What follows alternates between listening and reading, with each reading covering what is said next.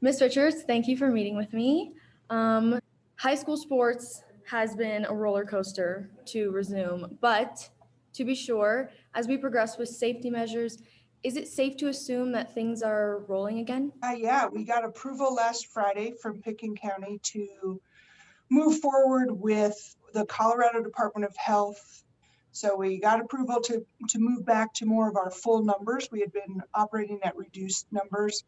And so the full numbers are 25 athletes and 3 coaches for an indoor sport. So we are able to do that for practices, and then the numbers are a little bit different for games. Right. So season B is upon us, and there's been a lot of shuffling. What sports are a part of season B? What is season B?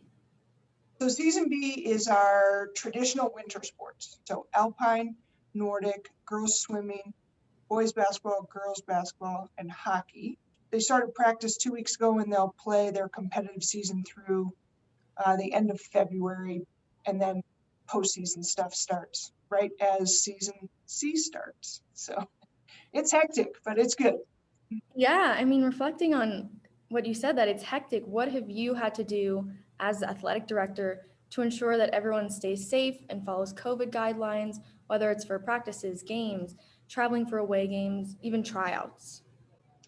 Yeah, it's been a zoo. I feel like all I do is go on Zoom meetings with CHASA, who is trying to lay out all the guidelines that the Colorado Department of Health approved. In any event, CHASA has laid out really good guidelines of how we're going to keep people safe. So for example, everyone will be wearing masks during games and practices at all times, other than obviously girls swimming. When they're in the pool, they will not have a mask on because you really can't swim with a mask on. So other than, some of that, there's a certain amount of time between games that we have to air the gym out and have it totally clear before next teams can enter. There's things like no teams, including home teams, will use locker rooms as locker rooms.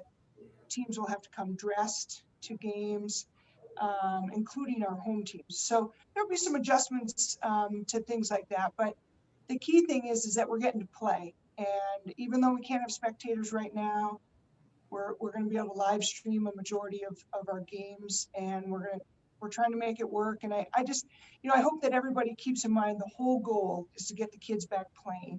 And that's our number one priority, and get them playing safe. Yeah, exactly. I mean, sports are spectatorless, which is, I'm sure, going to be very crazy for all the players, all the coaches, all the parents that are going to have to watch their kids at home. Do you think you could explain a little bit how the camera and live stream situation will work and where they are? So we were able to install these 2 really fancy cameras by a company called Pixelot. We'll input our schedules into the NFHS, and there's an NFHS network that people can subscribe to. We're still figuring out the ins and outs of how to live stream over at the Arc for hockey and for our girls swim meet. And we're still working on how to do it in the skier dome, but I'm confident we'll have that figured out here before our first home game. Okay, that sounds awesome. I look forward to being able to watch all of Aspen sports.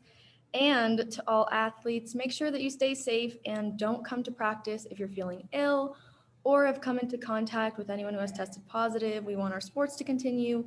We want to keep our teammates and our coaches safe. And again, thank you, Ms. Richards, for all this super helpful insight. I was so glad I got to meet with you today. Absolutely, thank you. We hope everyone will tune in and cheer from your living rooms for now.